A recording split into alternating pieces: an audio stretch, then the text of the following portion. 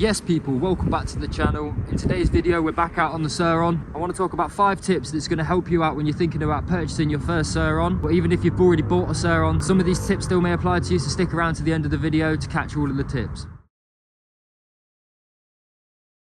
So the first thing I want to talk about is where to or how to purchase your first Surron. So the 2 options you've got for buying a Surron is you go through a main dealer and you buy a brand new Surron, or you buy second hand. Obviously when buying new you're going to get warranty with the bike, so that would be an upper hand when buying new, but buying second hand could decrease the price of the bike.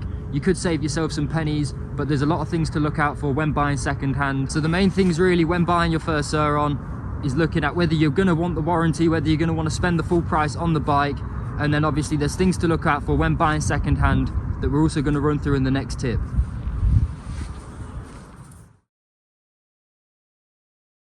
Okay, tip number 2. Let's say you finally purchased your first Surron, whether it be brand new or second hand. I'd say the second thing you want to do is make sure the bike is actually set up properly and set up ready for riding. So for me, this would consist of checking your tyre pressures, making sure that both tyres are blown up to the proper PSI or KPA, whichever you want to talk about. I'm actually running mine about 25 PSI, I think, if not 20 PSI. This is something you're definitely going to want to check before you get out riding on your bike. It will just save you a pinch flat, or it will save you knackering your tyres or potentially falling off and hurting yourself. Talking about PSI levels, you're also going to want to check that your forks are set up to the right PSI. So I did this the other day and my forks from factory were only set at 50 PSI, which is about 100 PSI lower than they should actually be. So I blew mine up to 150 PSI just to make sure they're running right. They feel so much better now. I've set them up to the proper pressure ratings and they're all set up ready to go. Something else you want to check just before you get out riding is the chain tension. Is it too tight? Is it too loose? Again, when I first got my Surron, my chain was way too tight from factory. Whether this is something they actually check when they set the bikes up or not, I really don't know, but mine was definitely too tight. After riding it for a while, it does loosen up, so you're going to want to consistently check that as well. So something else you want to be checking is belt tension. This is the belt cover. That there is the belt pulley behind. People say it's not good for the bike to have the belt too tight for a start, and it will cause a bit of a strange noise, probably put a lot of strain on the belt. If you think you're capable, check that the belt is to a proper tension. Definitely if you're buying second hand as well, as the belt may have loosened, been tampered with, or be way too tight for a start. And then lastly for this step, you're going to want to check that the suspension is set up correctly. So the rear shock is set to the right rebound, to what you'd want it to be set to. This little notch here is something that you can turn and it will set your rebound. It'll make it either stiffer or looser depending on how you ride or depending on your weight. There is a proper way of setting it up that involves a lot of maths equations, which I haven't done, but you just want to make sure it's set up right for when you're sat on it and the bike's actually riding. There's certain sag levels you can set, but personally I don't know too much about that. I think I've got mine set up right. And then on the front suspension, again going back to the fork, you've got these notches up here. You've got your preload setting on this side and you've got your rebound setting on this side. Again, these are 2 notches that you can turn to set your rebound and preload to your preference depending on your weight and how you like to ride. Because my forks weren't set up to the right PSI when I first started riding, if I set the rebound and preload too high, they were actually getting stuck and I was having to pull up on the forks just to get them out. Now they're set at the right PSI and I've set them up correctly. They feel a lot better and the bike rides so much better.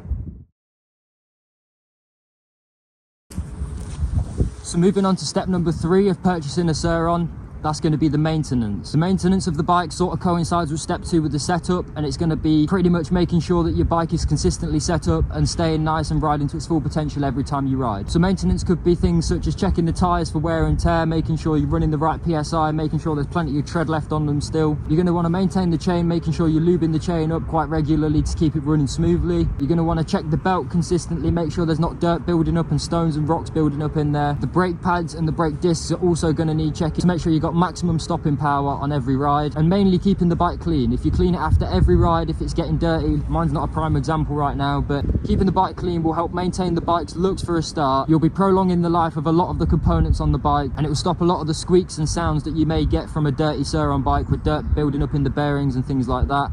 Obviously take care when you're washing your bike. Try not to use a pressure washer on all of the electrical components, as you could drive water into them. Also with the maintenance, you're going to want to keep checking that the bolts are all torqued up to the right spec.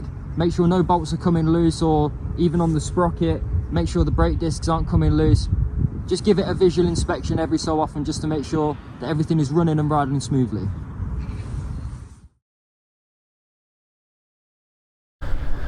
So moving on to step number 4, when you're purchasing a Surron, things you're going to want to do to it eventually is upgrades. And there's upgrades which aren't quite so necessary for a start compared to others. Upgrades you're going to want for personal preference, upgrades you're going to want to do to the power. There's quite a lot to talk about in this area.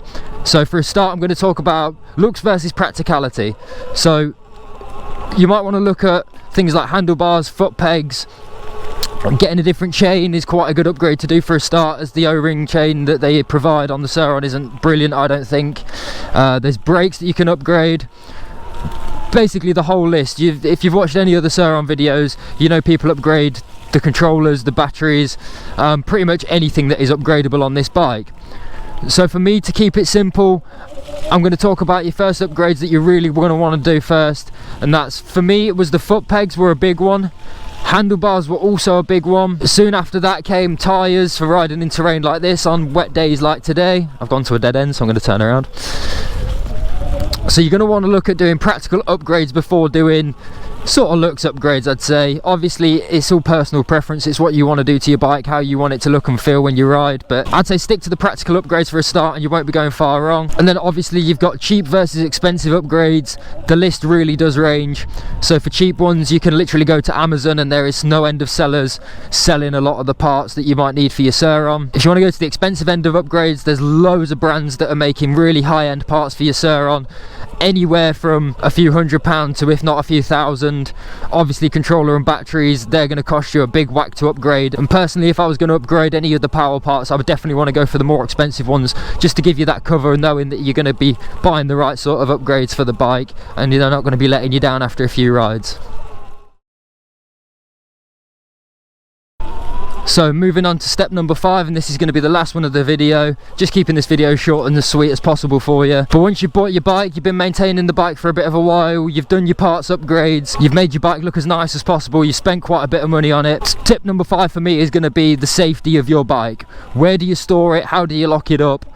Just what to do with it when you're not riding it. So you can look at things like bike locks. Obviously that's going to be one of the first things that you're going to want to do when buying a Surron, is get yourself a bike lock. Even if you're locking it in a safe garage or even in your house, locking it up with a bike lock just makes it that a little bit extra harder for a thief to get hold of your bike. Like I say, when you're spending the money on it that people spend on these bikes, you're going to want to make sure that you're adding that extra security to the bike and making sure people aren't just going to nab it off you. They're very sought after bikes, especially here in the UK. If you live in a certain area and people know that you've got this bike, they will definitely be coming after it. So safety of the bike is a big one. You can get bike alarms, which is also going to help out. I've seen the Surronster advertise a few decent bike alarms, but even so, you can get them off Amazon for fairly cheap.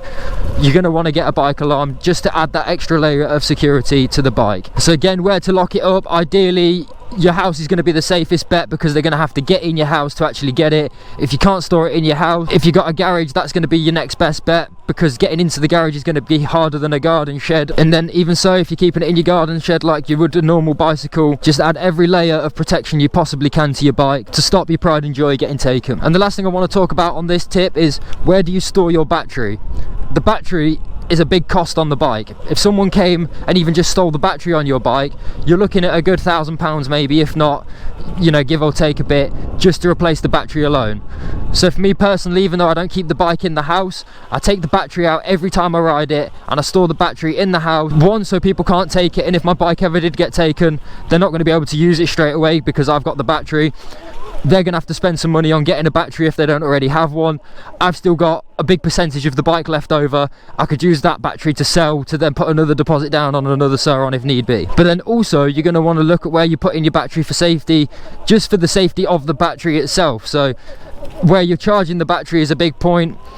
If you're charging it inside, you're going to want to keep an eye on that battery just to make sure that it is charging correctly, nothing's overheating. They can be dangerous batteries. If you don't charge them correctly, you can actually end up burning your house down quite easily, which obviously nobody wants to do. But I definitely recommend storing the battery somewhere where you can keep an eye on it, away from the bike, just so you know in the back of your head that you've got that extra layer of security, that if the bike gets taken, you've got the battery's in a safe place, the battery is safe from temperatures, overheating outside or getting too cold outside, which will decrease the life of your battery, and pretty much ensuring that a main part of your bike, which you can quite easily take out, is safe and sound every night when you go to bed. So that pretty much sums up my tips when buying a Surron: how to maintain it, where to keep it, what to do with it.